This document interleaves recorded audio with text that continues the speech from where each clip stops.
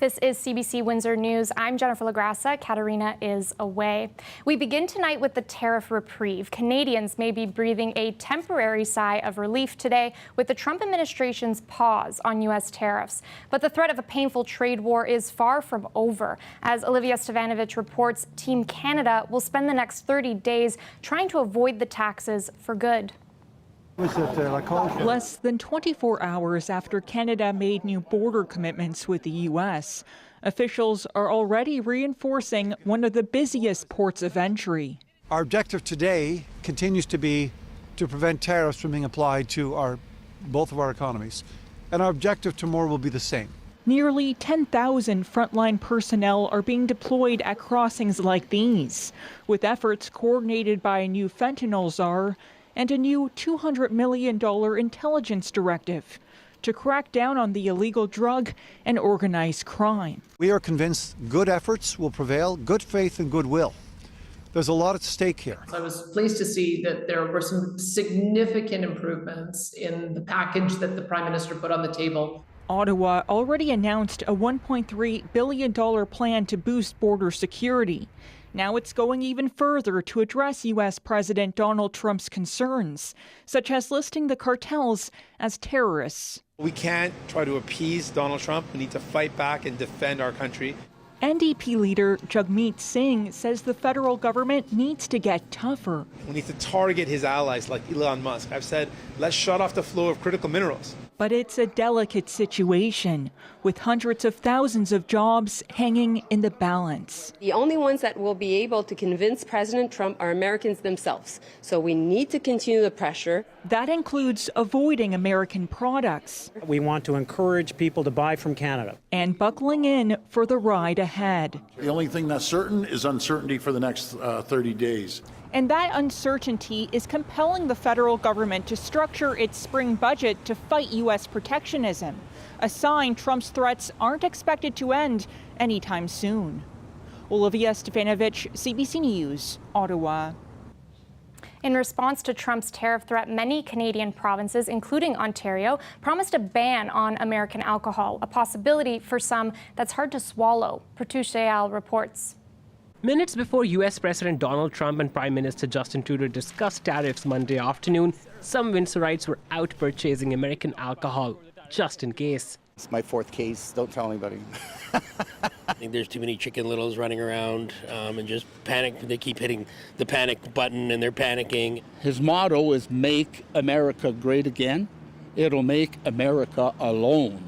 At the Windsor-Detroit Tunnel duty-free shopping, President Abe Tuk says American liquor is their most sold item. They're already seeing the impact with tariff talks seeming to lessen foot traffic in the shop.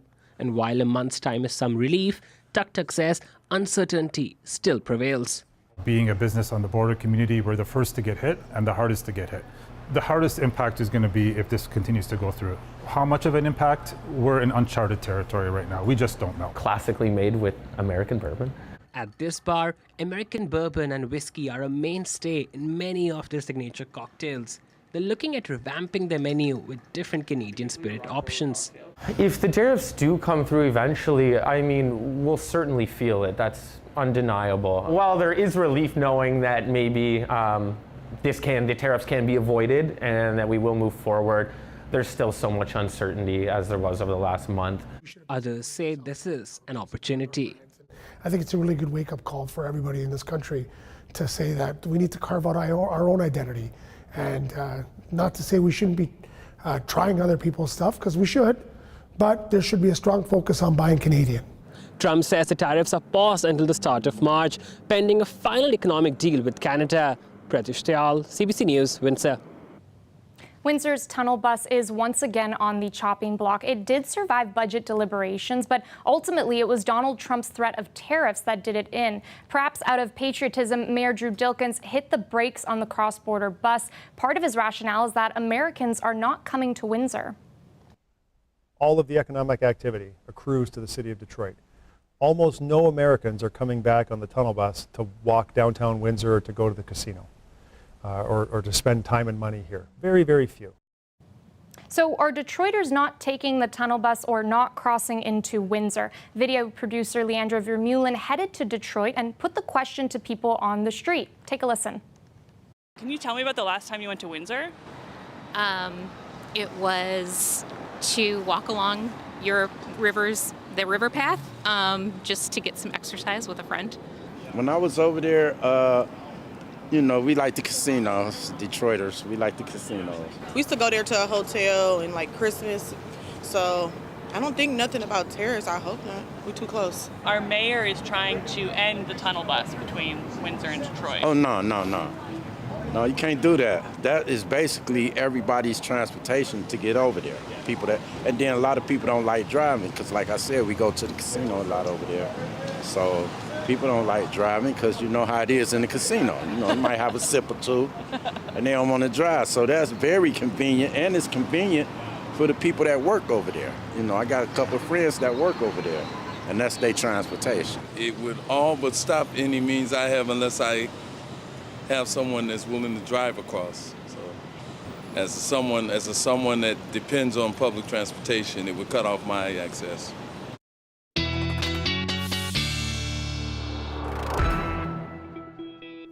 We bring in Colette Kennedy now for a quick look at weather. Hello, Colette.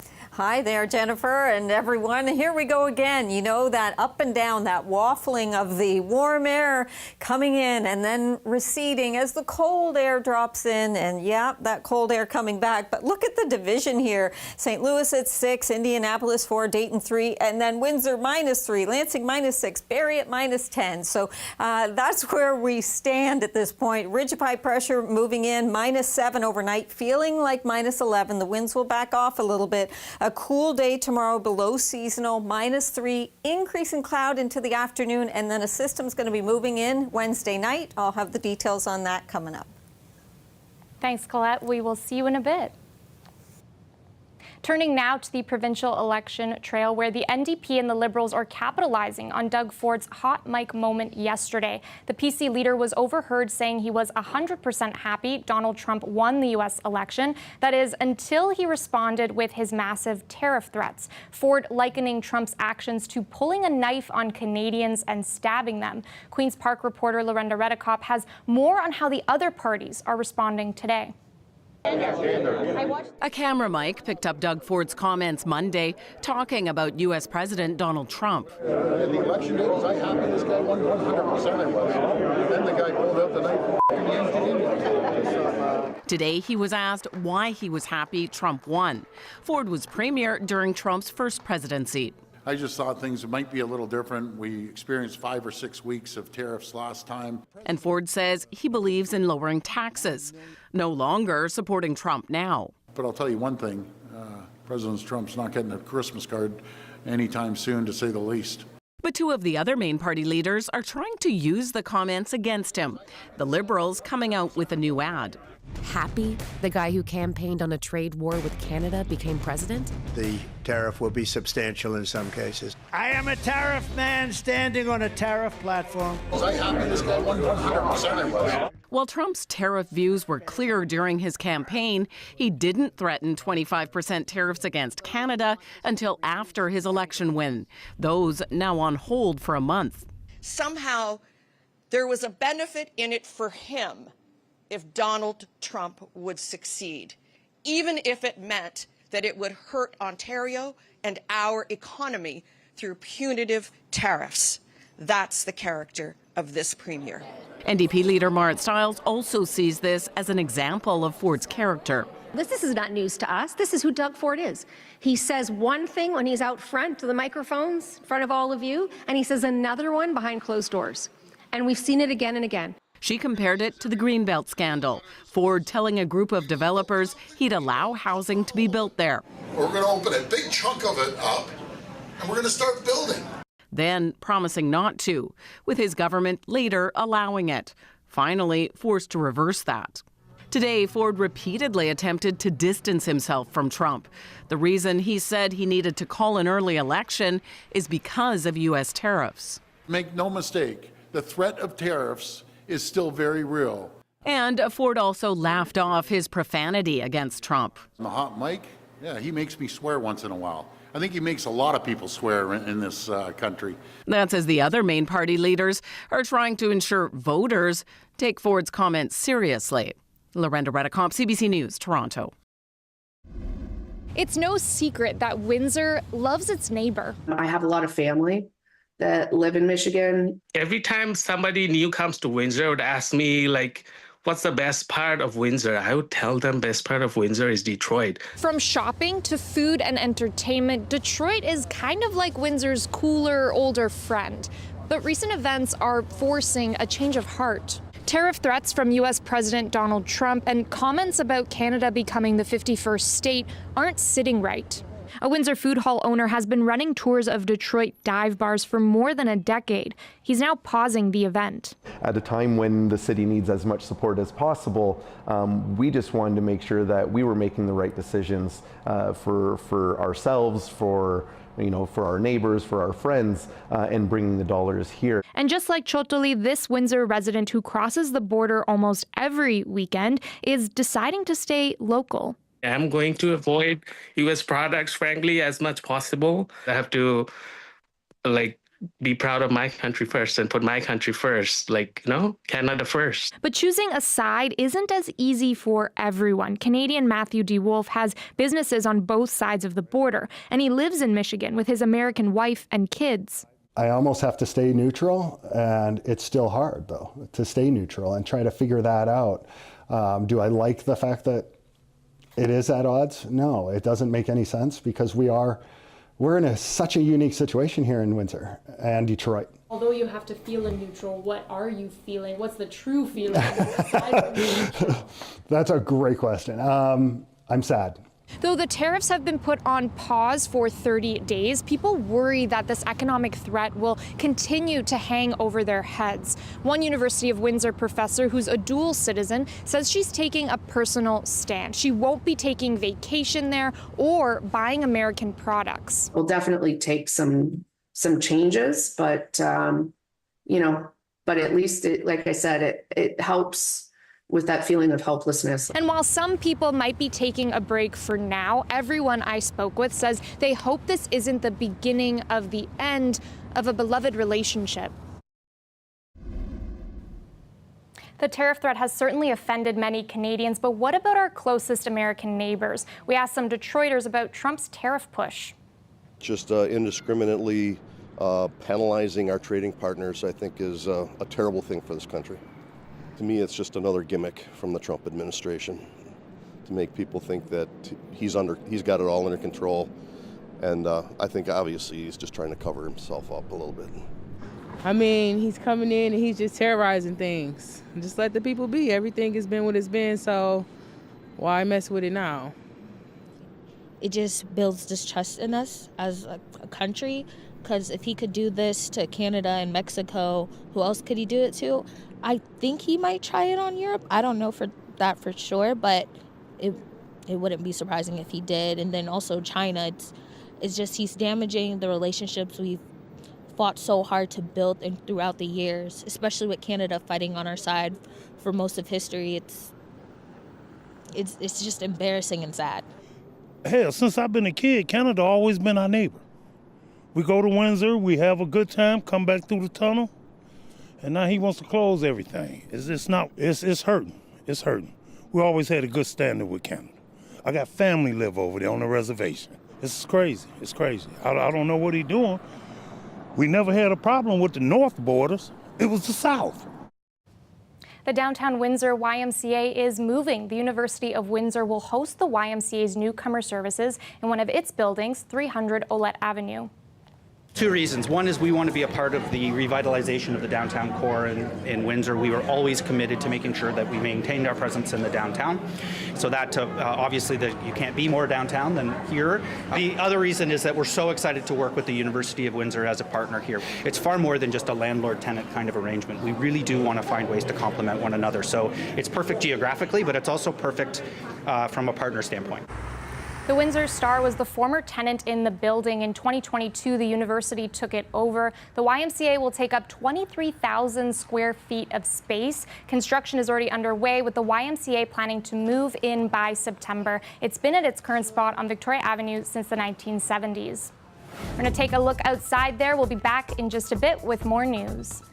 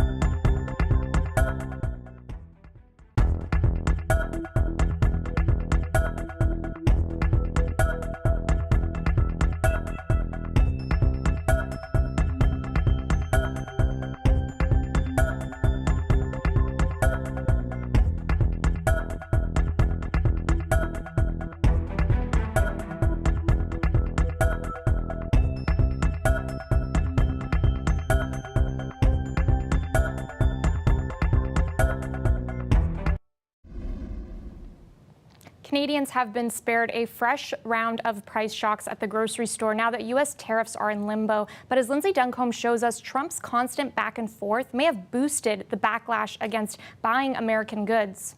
To buy California oranges or not, for Greg, the decision is about more than price. I think, like a lot of Canadians, I don't like to be bullied. And the pause in tariffs won't change how he shops. So, every few hours we hear new announcements about they're on or they're off or they might be or this rate or that rate. So, to heck with that. Like, who are we?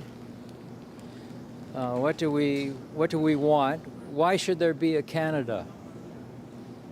Do we care enough? The immediate threat of higher costs may be on hold, but for shoppers, grocers, and food producers, it just means continued chaos and anxiety. It's kind of like the executioner has just delayed dropping the knife, right? And so you still, the uncertainty level is deferred, but still very high. Many Canadians feel betrayed by the U.S., and the delay does not restore that trust. I don't know if we can really view the USA as the reliable partner going forward that we did in the past. Not everyone, though, has the privilege of shopping with their emotions. Canadian products often cost more. If it was affordable, I'd buy Canadian. Do you think it is affordable? Absolutely not. Left trying to satisfy all customers and not go broke, grocers like Anthony Sullivan. He ordered these stickers over the weekend and plans to keep promoting Canadian goods. Asking customers to maybe change their behavior just a little bit. Try that local BC product. If you're used to your regular brand, maybe take a leap and try something different. And there may even be a way to keep eating oranges. Look what Greg found. Mexico. Finding joy in all the uncertainty. Lindsay Duncombe, CBC News, Vancouver. Recent actions by the Trump administration to roll back some transgender rights has the community in the U.S. worried and looking north. As Katie Nicholson reports, they may have an argument to claim asylum in Canada. You want to go outside? Kelly and her family moved from Florida to Minnesota a year and a half ago. Now they're looking into whether they need to move again.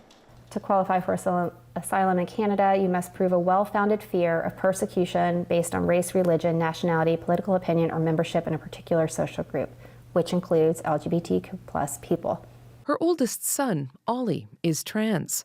We aren't using her last name or saying exactly where they live because of their safety concerns. Minnesota has been welcoming, but the Trump administration's orders rolling back trans rights have challenged that sense of safety. Is it weird, I mean, to sort of be thinking about leaving America, to have considered that? It's so dystopian. We're living the Handmaid's Tale. Like, how is this the United States of America? Words come out of my mouth, and in my head, I'm like, this can't be real. This can't, right? It's so bizarre. We're in the United States of America, the most powerful country in the world. And its citizens are looking at asylum in other countries. Make it make sense.